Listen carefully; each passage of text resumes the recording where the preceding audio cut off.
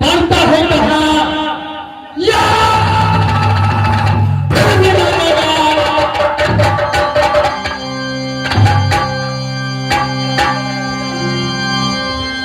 मेरी मां की नाम या शक्ति सीमावती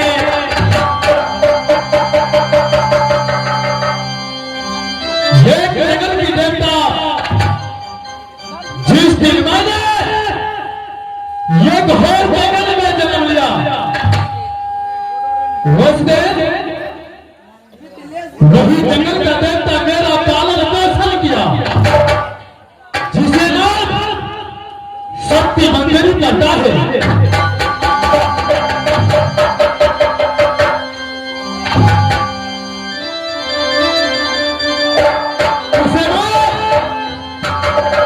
अपनी धर्म की नानी मानता हूं परंतु मेरा नाम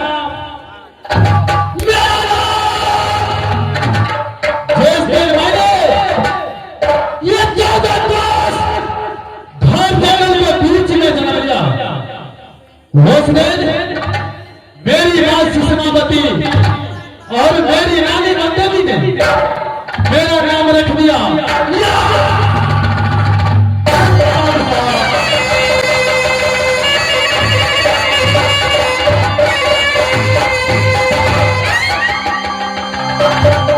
वही मेरा नाम याद जंगली बादशाह पड़ता है।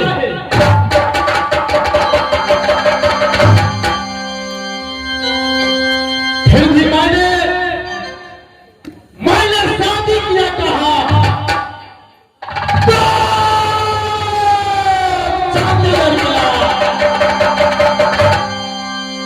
राजा जीतन सिंह की पुत्री के साथ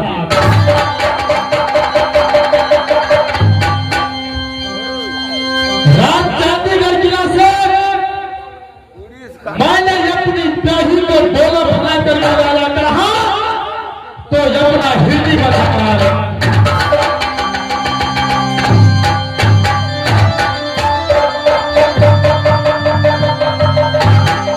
मैंने अपनी प्याही को यमुना हृदय पर जंगल में छोड़ दिया या यमुना महल में छोड़ दिया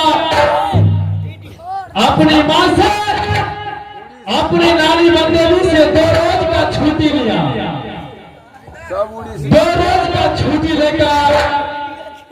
आ गया कहा तो अपना जंगल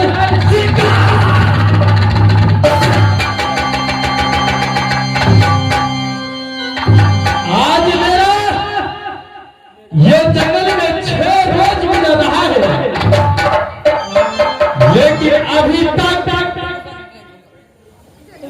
ये तो आज याद मेरी मां की आ गया है। आज मेरा दिल करता है कि ये जंगल से जाऊं अपना महल की ओर अपना महल में सबसे पहले अपनी मां से मुलाकातें करूं अपनी मां की गोद में जाकर के खेलूं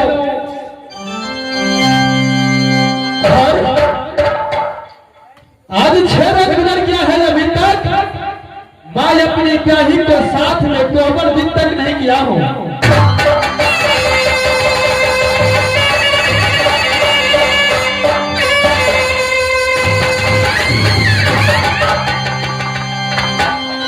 आज मेरा दिल करता है ये जंगल से जाकर के ये अपनी प्याही को साथ ये अपना मन को अभिलाषा को